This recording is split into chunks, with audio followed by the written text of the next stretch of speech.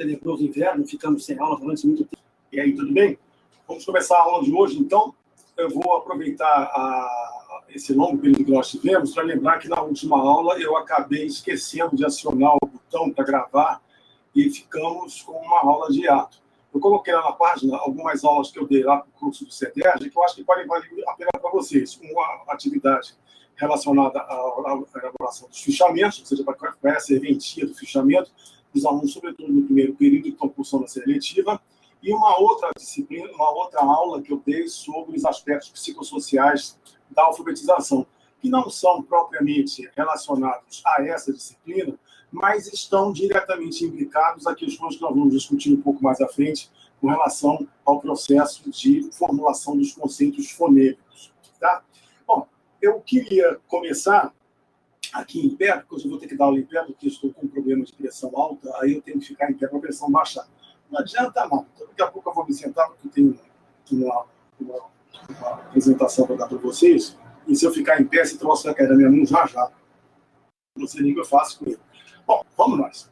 O que nós vimos na aula que eu não tive a oportunidade de gravar para vocês? A gente definiu na última aula que existe uma diferença entre aquilo que nós falamos, ou seja, que nós enunciamos através da forma oral da fala, e aquilo que nós temos representado na nossa cabeça, que é o que nós chamamos de langue, ou de língua, propriamente dito. Essa língua mental é justamente aquela que nos permite jurar de pé junto que o que ouvimos da boca do nosso interlocutor é a mesma língua que sai da nossa própria boca, o que é uma impropriedade, né? Porque a gente viu na última aula que cada boca é uma boca, cada enunciação que se faz, ela é muito individualizada, depende do corpo de cada pessoa. Então, o que nos permite criar essa identidade de língua entre todos os falantes de línguas tão diferentes que saem pelas bocas de cada um, é justamente essa representação mental, essa que é chamada de langue pela linguística. Tá?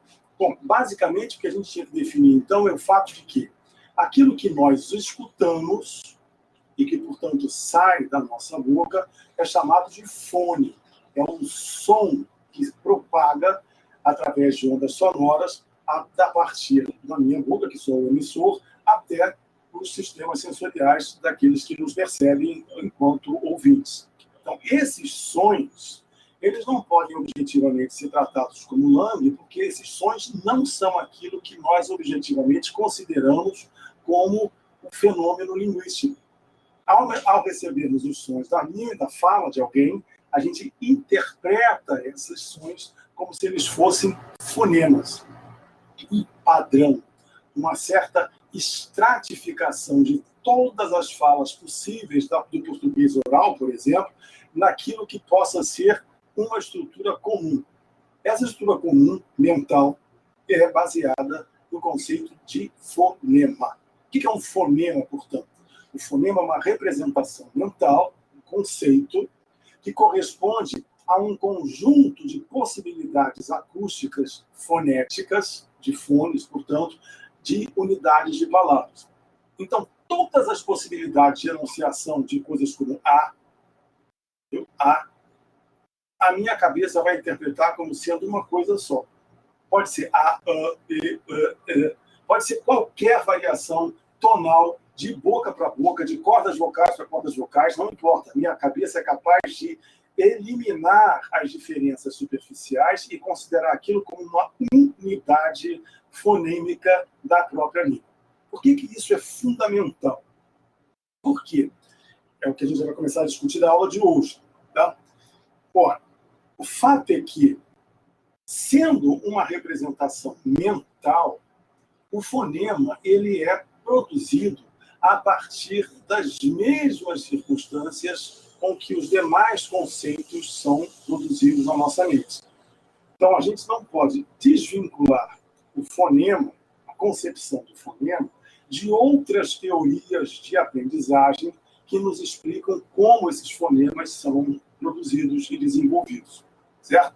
Ó, uma das características que a gente deve acusar, vou botar essa aqui em cima da mesa, uma das características que a gente deve levar em consideração no processo de formulação dos fonemas é o fato de que O ser humano, ele desenvolve conceitos a partir de dois fatores. Primeiro, o seu aparelho neurofisiológico, o seu aparelho chamado cognitivo, que lhe permite produzir uma imagem simbólica de mundo que é paralela ao mundo das minhas ideias, formuladas, racionalizadas e, portanto, conceituais. Tá? Acontece que esse aparelho conceitual, sabe, esse aparelho cognitivo e intelectual, ele depende de um dado.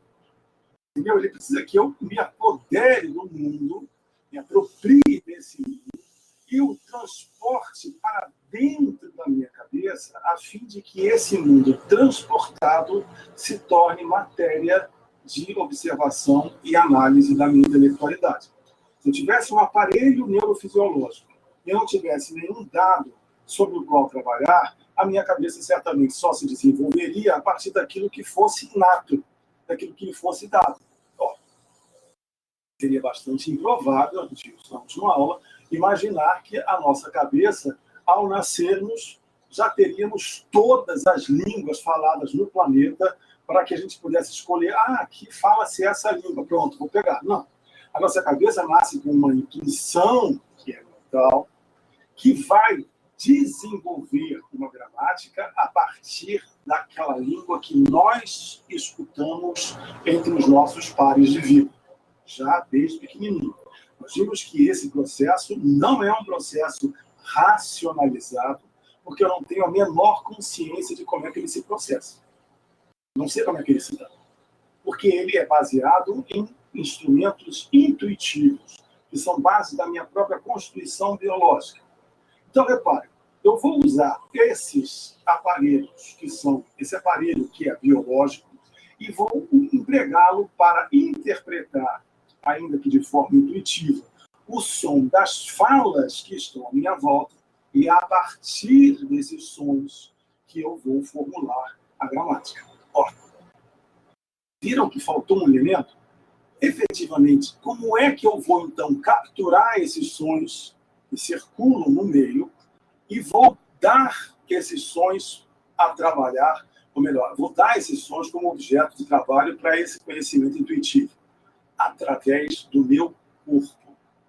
O meu corpo é uma esponja que está o tempo todo capturando informações que vêm do meio, através dos meus aparelhos sensoriais.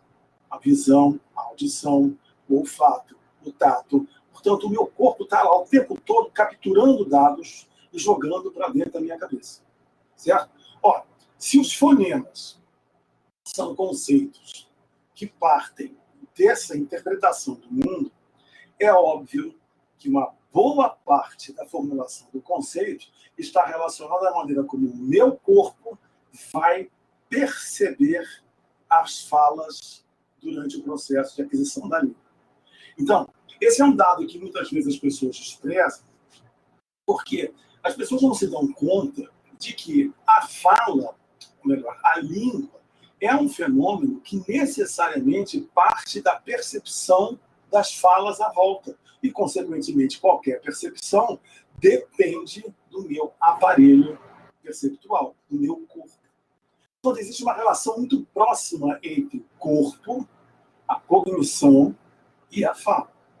A gente pode perfeitamente dizer que essa relação entre o corpo, a cognição, que deriva a fala, é uma relação psicomotora. Psico, porque tem a ver com o meu aparelho psicológico, portanto, intelectual e cognitivo, e motora, porque tem a ver com o meu corpo, a maneira como eu interajo com o meio e transformo o sinal da fala em um sinal de percepção mental. Tá? Por que é que isto é importante? Se eu retiro a questão da experiência no processo de aquisição da língua, eu posso perfeitamente dizer que todo ser humano nasce com um aparelho mental que lhe permite construir a língua. O famoso dispositivo de aquisição da linguagem. Portanto, um elemento intuitivo de base biológica. Se todo mundo nasce com esse mesmo instrumento biológico, e se existe a volta das pessoas, por exemplo, aqui no Rio de Janeiro, o mesmo tipo de estímulo auditivo de falas à nossa volta, a gente pode perfeitamente dizer que todo cidadão carioca, nascido na cidade do Rio de Janeiro, e que vive entre seus pares falantes do português do Rio de Janeiro, né, falado aqui, todos os cariocas vão desenvolver a mesma língua, porque vão usar o mesmo aparelho mental para analisar a língua. Normalmente é assim que as ciências da linguagem e a psicologia analisam essa relação no processo de aquisição da linguagem.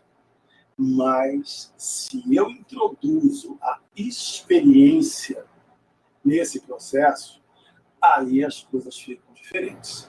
Porque nem todos os cariocas, nascidos e criados na cidade do Rio de Janeiro, experienciam o mundo da mesma maneira. A cidade do Rio de Janeiro é praticamente um macrocosmos, ela é muito grande, tem regiões que são afetadas por diferentes aspectos geográficos, diferentes aspectos socioeconômicos e diferentes aspectos culturais. A cultura do Rio de Janeiro é muito regionalizada. A cultura da região norte, por exemplo, é significativamente mais diferente, bem diferente da cultura de certos nichos da região sul, da zona sul da cidade. Entendeu? Então, essas variações que são da ordem da cultura, obviamente, apresentam experiências de escuta da fala também diferentes. Se eu mudo o tipo de experiência, já bem diziam os psicólogos da cognição, se a experiência muda, a minha representação mental também muda. O que significa que se eu tenho cariocas da cidade do Rio de Janeiro que experienciam a fala de maneiras diferentes uns dos outros, é possível que a representação mental da língua de um seja diferente, ou levemente diferente, ou significativamente diferente da representação mental da fala do outro. O que, no fundo, vai dizer que a língua que eu construí na minha cabeça, como langue, como conceito, pode ser diferente da língua, por exemplo, do meu aluno que está sentado à minha frente. Porque nós derivamos uma língua a partir de experiências diferentes. Fica difícil, portanto, dizer que todos os falantes do português derivem os mesmos conceitos de fonemas. Aí vem os matemáticos e os mais lógicos e dizem, mas enfim, ora, se as pessoas não têm fonemas idênticos, como é que elas se entendem? Como é que as pessoas podem? Porque, repare, o fonema é a base da língua. A unidade mínima, digamos assim, a célula da palavra, da frase, do texto, é o fonema. Se os fonemas forem diferentes entre as pessoas, então, possivelmente, elas não se entendam. Aí que coisa fica interessante. Por quê? A minha cabeça não foi feita para imaginar que as línguas sejam idênticas entre as pessoas. A minha cabeça foi feita para dizer que as línguas são análogas entre as pessoas. Não é? Porque se não fosse assim, eu só entenderia as pessoas que falam a partir da minha boca, ou seja, eu mesmo. Se a minha cabeça já é preparada para dar conta de todas as falas que saem de todas as bocas, de todos os falantes do português do Brasil, lá do norte até o sul, então ela já tem na cabeça, no princípio dela, a ideia de que a língua não nasceu para ser igual, ela nasceu para ser análoga. Onde se conclui que pessoas que derivem conceitos de fonemas levemente ou muito diferentes uns dos outros, guardam entre si o princípio de que lá no fundo eles guardam algum tipo de identidade, algum tipo de relação, de analogia, possivelmente associadas. E é por isso que elas podem flutuar. Certo? Se eu converso com qualquer criança da cidade do Rio de Janeiro, em qualquer região da cidade, todas elas vão me compreender e eu vou compreender todas elas. A gente percebe que as falas são diferentes. E essas falas, por serem diferentes, podem revelar representações fonêmicas igualmente diferentes. Só que isso não altera nada na vida da gente. Nada. A gente vive muito bem com isso, porque nós fomos biologicamente trabalhados e projetados para lidarmos com a diversidade. Nossa cabeça, ela não foi feita para lidar com a igualdade. Ela trabalha com o outro, com o próximo. Lá na nossa intuição de ser social, a gente trabalha com a ideia de estar lidando com as possibilidades do outro. Portanto, essa ideia de fonemas que são análogos e não idênticos não provoca nenhum tipo de estranhamento para nós, não. Agora, se eu transfiro este princípio que rege a fala, certo? Rege as relações orais entre as pessoas. Se eu transfiro isso para o domínio da língua escrita, a coisa já fica diferente. Entendeu?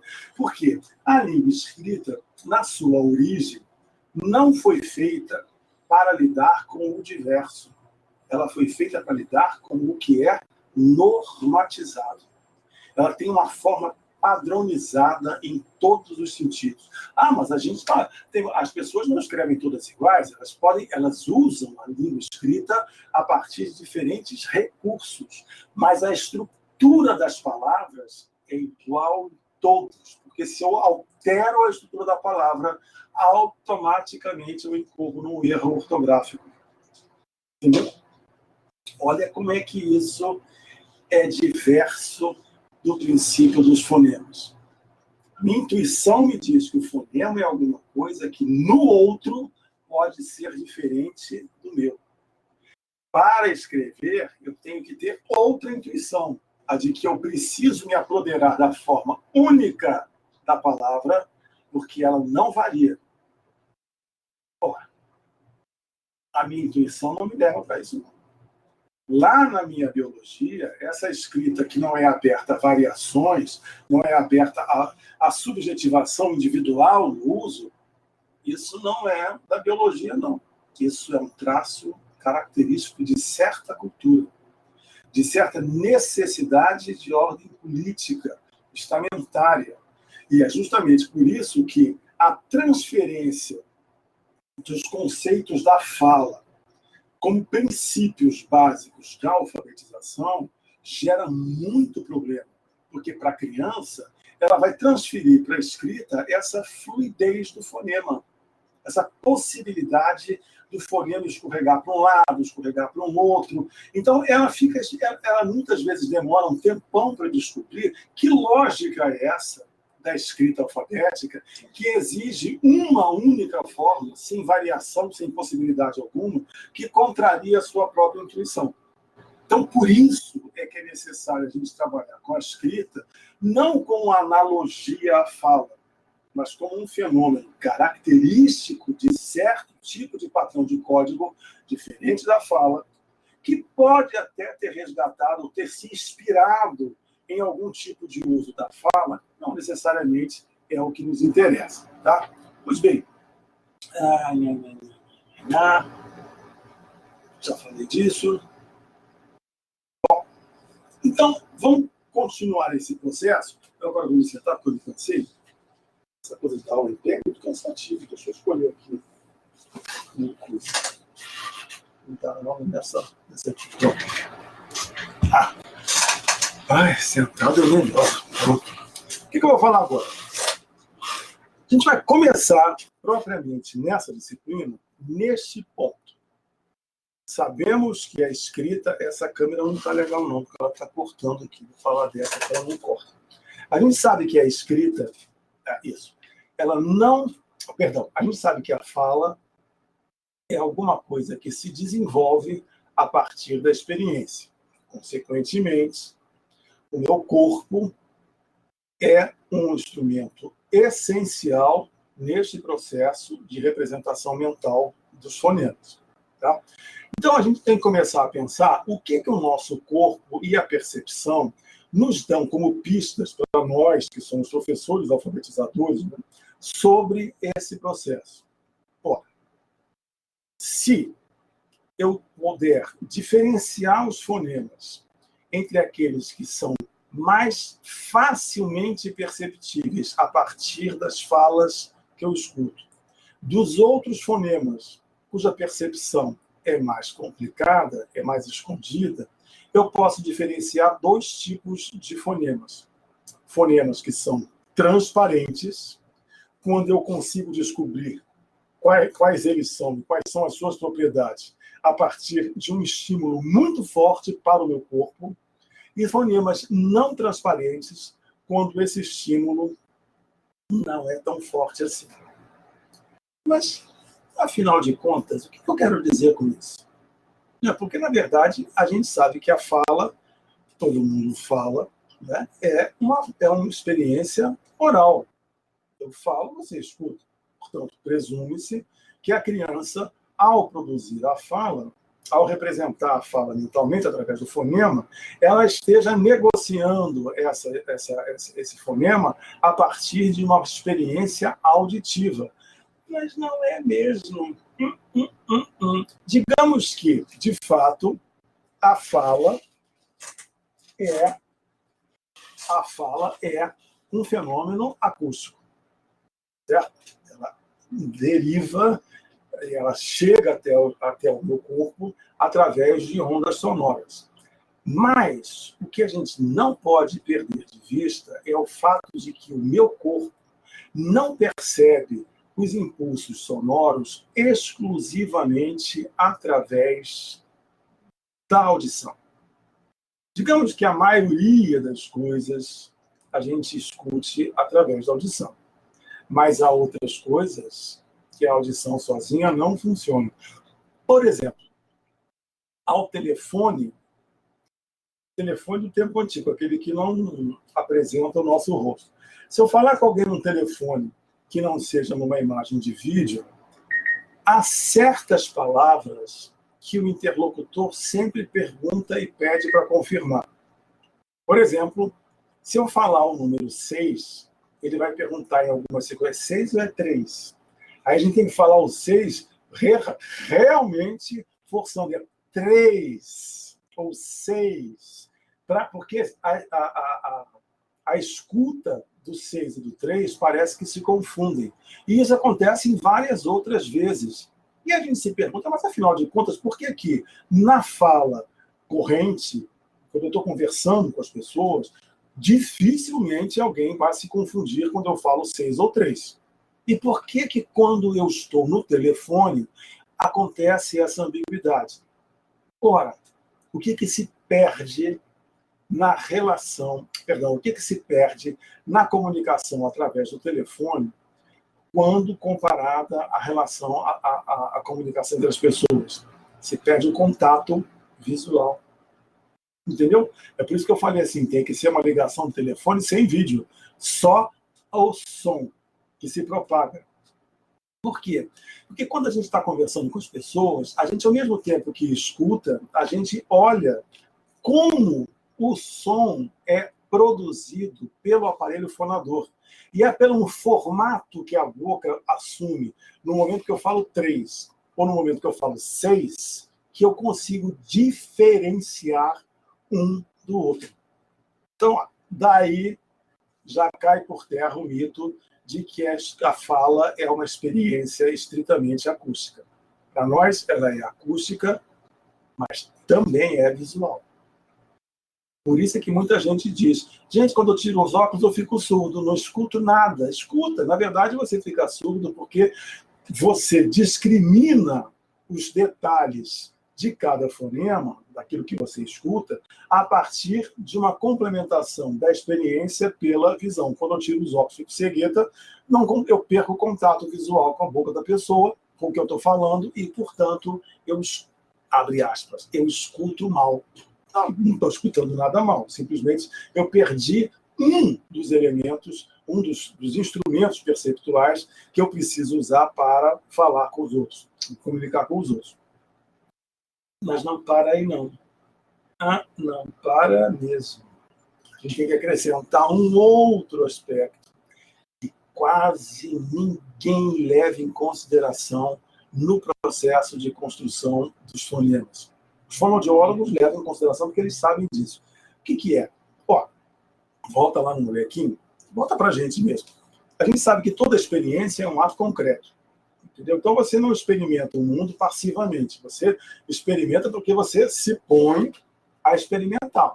Vai lá, se mexe, se acontece. Então o seu corpo não é um instrumento passivo no processo de experimentação. Ele participa efetivamente da experiência e é do seu corpo que essa experiência se torna significativa para você. Então, depois que qualquer criança escuta os sons da fala, quando ele começa, e ele começa a conhecer os sons da fala muito antes de ser capaz de falar, porque a fala depende do desenvolvimento não só da escuta, mas do próprio aparelho fonador do corpo. No momento em que esse aparelho fonador começa a se construir, o que a criança faz? Ela ensaia a fala. Ela começa a ensaiar a fala, às vezes, nos sinais que não tem nada a ver com o que a gente imagina que seja a fala. Quem já teve criança pequena, bebê em casa, sabe que em um determinado momento você dá o alimento para ele e ele cospe o alimento na sua cara de volta. E aí você fica indignado, meu Deus, eu estou dando você para de jogar a comida pela boca, fica cuspindo a comida, que porcaria. Vocês sabiam que aquela cuspidela de comida é o primeiro ato linguístico da criança? E olha, ele só vai cuspir a comida para as pessoas que ele ama, para as pessoas que ele tem muita confiança. Por quê? Para ele, toda relação de afeto, de carinho, está associada a algum ato verbal. Quando a mãe vai alimentá-lo, ela conversa com ele, ela brinca com ele, ela dá a comida brincando de aviãozinho, ela faz sonhos com esses aviãozinhos, e ele, portanto, aprende que naquela interação prazerosa da alimentação, existe, sim, uma relação daquilo que sai da boca da mãe. E aquilo que é objeto da atenção primária dele, porque é através dessa boca que ele, por intuição, vai começar a descobrir os sons da fala. A biologia dele leva para lá. Ó, no momento em que ele começa a ensaiar os seus primeiros momentos de ser falante, ele vai usar da boca para se comunicar com a mãe. Aí ele cospe a comida fora. Num ato de puro amor e afeto. Faz aquela lambança toda, porque aquilo é uma maneira que ele está tentando dizer de eu estou usando esse instrumento que, na minha intuição, é o básico da comunicação. Ora, a partir desse momento, ele vai evoluindo paulatinamente no exercício o tempo todo de descoberta desses processos articulatórios. Ele formula os sons, ele formula os fonemas da língua a partir do momento que ele ensaia a sua utilização. Então ele começa, depois que ele passa a cuspir a comida, ele começa a fazer bolha de cuspe, e adora fazer aquilo, porque o cuspe é geladinho, cai na cabeça dele, ele morre de rir, vai no nariz, então ele já está falando, entendeu? A partir daí ele vai acrescentar a essa regurgitação de cuspe e de comida, ele começa a acrescentar sons, ele começa a gritar, entendeu? Ele já começa a partir daí. Então, repare, existe uma relação muito estreita entre a experimentação do som da fala e a formulação dos fonemas. Entendeu? Por quê? A minha intuição vai dizer para essa criança, vai dizer para mim, quando eu sou lá aprendendo essa língua, que eu não devo reproduzir o som que o outro produz. A intuição dele diz que ele tem que aprender a usar o som dele próprio sobre o que o outro produz. Então, não interessa se o outro fala mala, ele tem que aprender a falar essa mala da maneira dele. A intuição diz isso. Então, a formulação do fonema necessariamente passa pela essa tentativa de articulação. Onde se conclui que, em alguns casos, certos fonemas não se diferenciam tanto pelo timbre nem pelo local de articulação. A diferença entre um P e um B, por exemplo, não está muitas vezes no som. É no contexto que a gente pega. E também não está no local, porque tanto o P quanto o B saem do mesmo lugar, que do lábio, quando o lábio fecha, encosta no dente e explode o ar para fora. P, B, pronto. Onde é que está a diferença entre o P e o B? Está no fato de que o P ele sai sozinho. E o B explode por dentro da sua garganta e aquela explosão escorrega pelo seu nariz. Sai pelo nariz. Entendeu? Ou seja, o B é um fonema vibrante, ele é sonoro, ele é associado a uma sonoridade que vibra em toda a minha cavidade fônica, da boca, da garganta, da minha cabeça inteira, aquilo vibra. Então, o que vai diferenciar, de fato, para a criança, P e B, é essa vibração. E isso não é uma sensação nem acústica, nem visual, ela é uma sensação táctil. Tem a ver com o tato no seu próprio corpo, essa sensação. Então, reparem, a fala é uma experiência que envolve 3 sentidos: a audição, a visão e o tato. Para a criança pequena também o gosto, né? Porque quando ele está cuspindo a comida, ele está sabendo que a comida tem uma fala com gosto disso, com gosto daquilo. Mentira, isso aí é um xiste, não tem nada a ver uma coisa com a outra, não. Então, o que isso tem de importante para nós? Bom, se um fonema é derivado de uma experiência de escuta da fala, que envolve o som que eu escuto, a articulação que eu vejo e essa distinção entre um que é sonoro e outro que é surdo, eu vou dizer que esse som ele me apresenta 3 possibilidades ou 3 faces de percepção, certo? E ele é, portanto, um fonema muito transparente, porque eu tenho várias possibilidades de, a partir dessas 3 faces, descobrir como é que ele é. Já outros, por exemplo, eu já não consigo ver, porque eles se formulam dentro da minha boca, fora do meu alcance visual. Então, eles vão ter apenas uma experiência que é acústica e é tátil. Se eles forem surdos, vão ser experiências apenas acústicas. Quanto menos faces de percepção o som apresentar para o meu corpo, mais opaco ele é. E, consequentemente, mais tardiamente ele vai se formular como conceito na cabeça das crianças. Para complicar mais ainda, aí agora, pensa, a gente está trabalhando com uma criança que é ideal, né? Essa criança ela não tem nenhum tipo de problema de visão, essa criança não tem nenhum problema de escuta, ou ela não tem nenhum problema de percepção. Não é bem assim, entendeu? As crianças vivem gripadas. E aí, no que vivem gripadas, acaba a primeira coisa, o nariz entope. Fecha o nariz agora e vê se vocês conseguem realmente diferenciar o P e o B. Sai iguaizinho. Aí eu tenho o P, o P, o P, o T. Você perde completamente a possibilidade de diferenciar os sons, porque o que era surdo e sonoro, aparentemente, passou a ser a mesma coisa. Vocês já aprenderam com a psicologia da educação o que é a formulação de um esquema, né? Ou seja, o esquema é exatamente o momento em que o conceito se formula, certo? Você fecha um esquema, nossa, acabei de formular, eureka. Gente, tive aquele insight, aquilo, se manifesta para você como algo que é conceitual. Imagina no momento em que esse esquema, esse conceito fonêmico se formula, a criança está gripada. Já viu, né?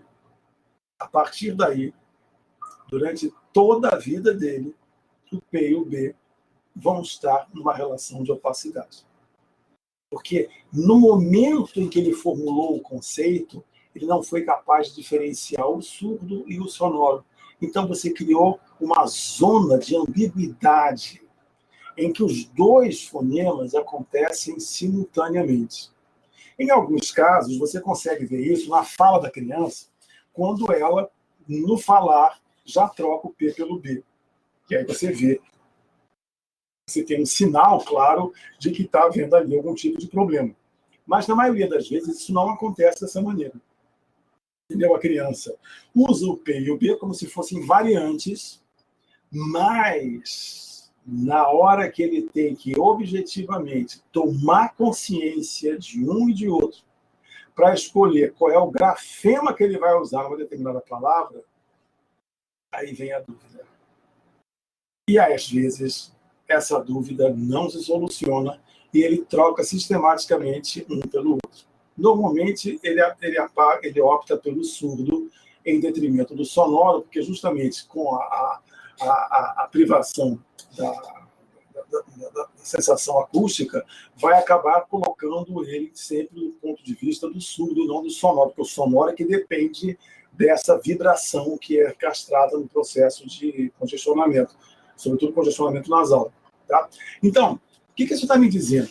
Está me dizendo que, do mesmo modo que a criança que estava resfriada formulou um conceito dessa forma, o corpo da criança pode ter, no determinado momento do seu próprio desenvolvimento normal, nada de extraordinário e normal, ele pode vir tendo uma série de atropelos que vão criando fonemas de ordens diferentes. Ele anula um pouquinho aqui, ele anula um pouquinho ali. Já viu onde é que você vai chegar. Olha, quanto mais opacos forem os fonemas, maior a probabilidade de haver acidentes na formulação desses conceitos. Consequentemente, no processo de alfabetização, a gente jamais deve começar a partir de fonemas opacos. A gente deve sempre começar com os fonemas que sejam o mais transparentes possíveis, no caso dos métodos fônicos, naturalmente, né? Porque, a partir daí, você tem maior probabilidade de sensibilizar a criança na descoberta dessa relação que existe entre o fonema que está na cabeça dele e essa alegoria que se inventou, que é o grafema, se é que a criança formula. Se você começar a partir de fonemas que sejam opacos e a criança já tiver alguma dificuldade de conceituação fonêmica prévia, isso, obviamente, vai dificultar mais ainda a sua alfabetização. Agora, pensem comigo. Como a probabilidade de haver acidentes de representação fonêmica é muito grande entre as crianças, uma alfabetização que se baseie exclusivamente em procedimentos ditos dos métodos fônicos, ou simplesmente fônico, ela tende a incitar o aluno a ter problemas, porque ela vai exigir que ele busque relações entre fonemas e grafemas que na cabeça dele já não estão claras enquanto fonemas, muito mais enquanto grafemas. Então, o objetivo dessa disciplina está mais ou menos relacionado ao desenvolvimento desse conhecimento nosso sobre o que acontece no processo de derivação dos fonemas, derivação intelectual dos fonemas, naturalmente, e como é que esse processo de formulação fonêmica pode nos ajudar a compreender essas classes ou esses tipos de fonemas na cabeça das pessoas, sobretudo das crianças em processo de alfabetização. Tá? Bom, queria, então, avançar um pouquinho mais na aula de hoje, para a gente discutir um pouquinho. Vou dar um breve intervalo, a gente já está muito em cima da hora. Vocês devem ter visto numa das aulas que já foram abertas lá na plataforma, que essa questão dos fonemas e dos fones, ela criou um problema grave de como é que as pessoas representariam isso do ponto de vista formal. Por quê? Porque, na verdade, esses fonemas e esses fones, eles não cabem no abecedário. Lá nos grafemas empregados na escrita, não cabem aqui. Vou compartilhar a tela com vocês, se eu achar onde é que está o meu. Aqui, achei. Tá. Vou compartilhar aqui a tela. Vamos...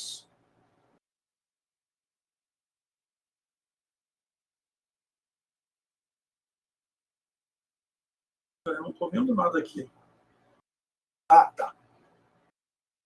Vou aumentar aqui. Deixa eu aumentar aqui. Começo. Devia ter ido, né? Não foi, não. Gente, por que esse negócio nunca funciona? Peraí, ele foi para o outro lugar. Eu tenho que parar o compartilhamento e compartilhar de novo. Tenham paciência, porque de tia idoso se confunde com essas coisas. Vou chegar aqui mesmo. Pronto. Devia ter ido, mas não foi também. Ah, foi. Ah, mas está tão grande, vocês estão vendo tudo, não estão? Vocês estão vendo tudo, né? Gente, esse negócio não funciona. Deixa eu ver se eu deitar ela aqui. Não. Está paradinho aqui, não mexe, não fala nada. Bom, então, o que tem nesse quadro aqui enorme? Esse quadro enorme tem todas as formas de representação dos sons que saem da minha boca. Só os sons consonantais. Tá? Porque os sons... os sons que não são consonantais... Peraí. Gente, que coisa desagradável, esse negócio não funciona. Ah, então vamos pagar essa porcaria, tá me irritando? Tá, não quero saber de você mais. Quero vir pra cá. Pronto. Bom. Pronto. Então, o fato é que o alfabeto fonético nos expõe a realidade de que a minha boca é capaz de produzir muitos mais sons, mais fones, do que aqueles que podem ser representados pelos grafemas. Já viu o problema? Então, os grafemas, ou o nosso alfabeto, tá? Ele tem em torno de 24, 25, eu não me recordo agora quantas letras são, quantos grafemas são, mas ele tem uns 24, 25. Já os fonemas, os fones que eu sou capaz de articular, são muito numerosos. Ora, isso significa, portanto, que esses grafemas não correspondem nem aos fones, nem aos fonemas das línguas. Entendeu? Esses grafemas, eles correspondem a códigos que são absolutamente aleatórios. Não tem nada a ver com aquilo que se representa de fato na fala ou nos fonemas. Tá?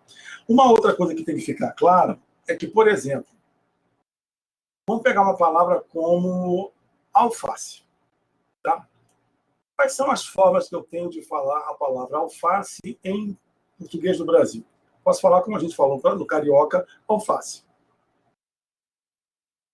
Se eu for gaúcho, eu vou falar alface. Hoje eu fiz uma salada de alface, uma delícia.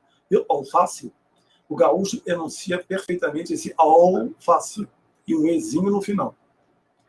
Se eu sou paulista, eu já falo alface. Alface. É bem fechadinha. Tá? A salada de alface, se eu sou de algumas regiões do Nordeste, eu já, em vez de falar alface, eu falo arface. E se eu for de algumas regiões do interior de Minas Gerais, ao invés de falar arface ou alface, eu falo arface, que é uma variante da arface. Então, a alface, eu vou falar já, Camila, desse texto. A palavra alface, ela pode ser enunciada de várias formas. E o mais interessante é que, se eu me deparar com alguém que eu nunca vi antes, e que vem de uma região que eu nunca conheci, e ele falar para mim que vai comer uma salada de alface, eu não vou imaginar que isso aí seja um outro tipo de vegetal diferente da alface. A minha cabeça automaticamente vai falar assim, é alface, ele fala diferente. Mas ele não falou alface, ele falou arface.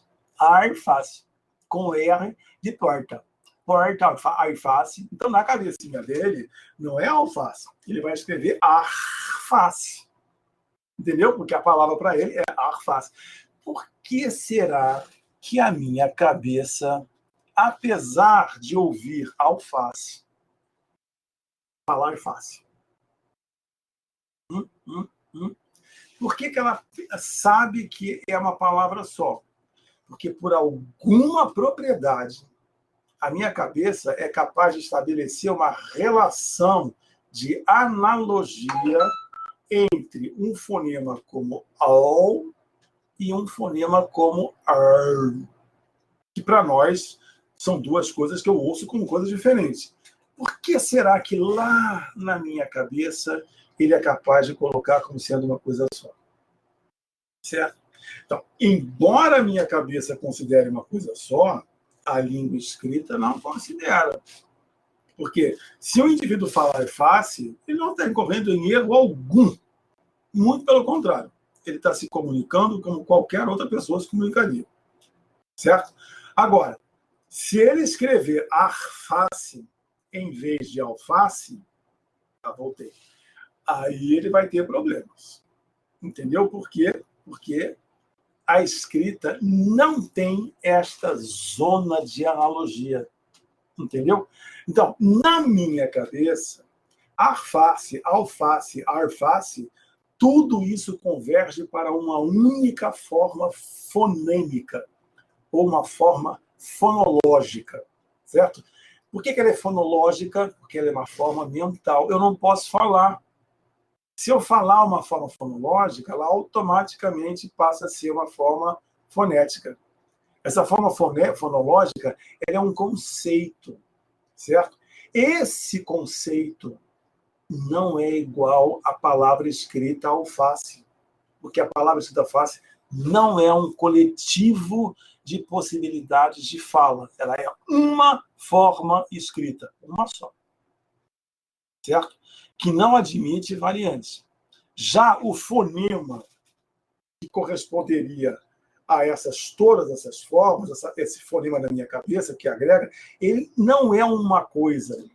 Ele, na verdade, é um coletivo de possibilidades de fala que eu compreendo como sendo uma coisa só. É complicado isso, né? É muito abstrato, porque se trocar de câmera, porque essa câmera me dá um nervoso que eu falo e só falo depois. É uma coisa muito abstrata, porque como é que pode, né? Uma coisa, um único conjunto, uma representação fonêmica, valer por várias coisas, mas é assim que a nossa cabeça trabalha.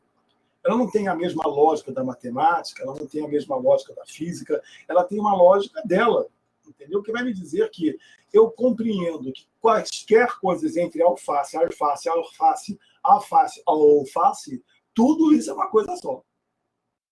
Do ponto de vista lógico, isso é uma coisa de doido. Mas como é que pode ser uma coisa só, ser tudo diferente? E ela diz, não é diferente, é análogo. Essa é a grande questão. O que nos importa, então, conhecer é, se um aluno meu escreve arface, e eu falo, meu Deus, acho que é absurdo, onde é que esse menino tirou isso? Aí você tem que compreender, não é à toa. Se ele escreveu arface, é porque existe alguma analogia entre essa forma e a forma alface, que na nossa cabeça compreende-se como uma coisa só. Certo? A partir da próxima aula, já chegamos aos 40 minutos, a gente vai aprofundar isso, já entrando nos sistemas da descrição fonética fonológica do português. Vamos começar pelas vogais, e a partir das vogais a gente já entra nas consoantes, nos fonemas consonantais. Tá? Uma outra coisa que eu queria falar é o seguinte, que eu esqueci, eu estou vendo aqui agora. Eu tenho 3 campos das ciências da linguagem associados aos estudos dessa relação fala e fonema. Tá? Eu tenho a fonologia, que estuda as representações dos fonemas, que é o que a gente vai ver aqui na disciplina. Eu tenho a fonética, que estuda os sons articulados pelas pessoas. Então, por exemplo, para nós que somos professores, interessa o estudo do fonema, da fonologia, porque a gente quer saber que coisas são essas que acontecem na cabeça das crianças, que lhes permitem formular conceitos, e como é que eles usam isso na alfabetização.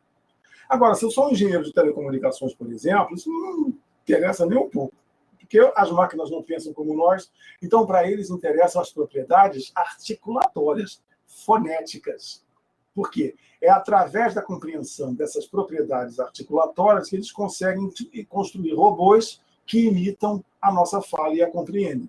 Então, reparem, o uso que a gente faz do estudo é que vai definir se eu faço um estudo fonêmico, fonológico, ou um estudo fonético. Agora, e os fonoaudiólogos? Será que eles se interessam só pelo fonológico? Ó, se os fonoaudiólogos trabalhassem só com o nível fonológico, eles se bastariam, por exemplo, em saber como é que isso se dá. Como é que acontece a representação fonêmica? E daí? Repara que o fonoaudiólogo ele tem que reorganizar as representações fonológicas para que as crianças sejam capazes de ou superar problemas graves de fala ou simplesmente articular melhor aquilo que fala, etc, etc. Então, o fonoaudiólogo ele não está interessado especificamente só no que é fonêmico e só no que é fonético.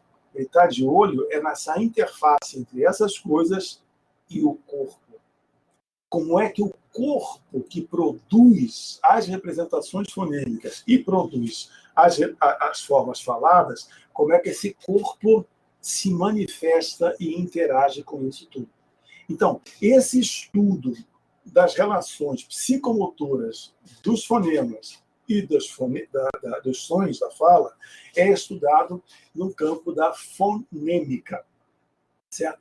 Ou seja, uma percepção da dinâmica de produção de fala a partir do corpo. Então, a gente tem 3 estudos: o fonológico, o fonético e o fonêmico ou fonemático. Tá? No caso, para nós, o fonêmico é importante porque a gente está interessado em saber como é que esse corpo pode ou não estar interferindo nas representações fonêmicas. Mas, é claro, eu não sou fonoaudiólogo, a gente não está no curso de fonoaudiologia e a gente não saberia como é que se dá de fato essa relação. Nesse grupo, a gente pode explorar a professora Letícia, que é fonoaudióloga, trabalha conosco na área de linguagem e que certamente tem um conhecimento muito mais apurado disso, tá certo? Então, na próxima aula, a Amanda e a Camila me perguntou que tem um texto lá em uma das aulas da professora Cristófaro que saiu do ar. Eram exercícios corrigidos que pertenciam a um site de um projeto e eles estavam marcados para lá. Esse projeto sumiu do ar, ele não está mais disponível e, consequentemente, o texto sumiu. Eu vou ver se eu consigo substituí-lo por algum outro. Caso eu não consiga, ele fica de fora porque ele não era imprescindível para a formação de vocês, porque o outro texto dela está lá ainda garantido. Então, vocês podem ficar tranquilos que eu não vou cobrar desse trabalho, não. Tá bom? Respondi, Camila? Tá. Depois a Camila me disse se ela está satisfeita ou não. Lembrando que todas as vezes que vocês quiserem se comunicar comigo, o ideal, gente, é entrar em contato através daquele número do WhatsApp. Porque nem sempre eu estou disponível para acessar o webmail da UERJ. Tem que se entrar ligado no WhatsApp, no Outlook. Então, a gente tem que entrar especificamente na internet, então é mais complicado. No WhatsApp do 993, eu respondo praticamente na hora. E, se for possível, eu resolvo também na hora. Tá bom? Bom, gente, foi um prazer enorme. A partir de amanhã, essa aula já vai estar disponível no formato do YouTube ou no formato da semana, que eu estou colocando os dois, né? Porque no formato da sala de aula ele fica disponível por uma semana. Mas eu gravo no YouTube para ele ficar disponível o semestre todo, para as pessoas terem mais mobilidade e assistência, tá certo? Gente, foi um prazer. Espero que a gente possa se encontrar agora sem nenhum tipo de interrupção. Se tudo der certo e eu achar onde está o mouse, eu vou desligar agora a gravação